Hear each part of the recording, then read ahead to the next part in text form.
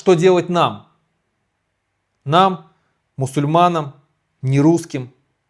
Потому что эти акции начали учащаться просто с катастрофической скоростью, с устрашающей скоростью начали учащаться. И они будут и дальше, потому что безнаказанность порождает дальнейшие, более сильные действия.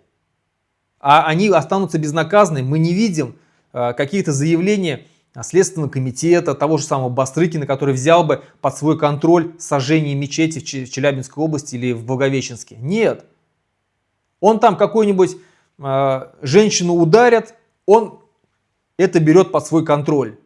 Отравление в школе произошло, детей, животы заболели, он это берет под свой контроль. А вот сожжение мечетей, для него это, так себе, значит, какой-то инцидент, который ничего не значит. Они дальше будут покрывать. И все близится к гражданской войне.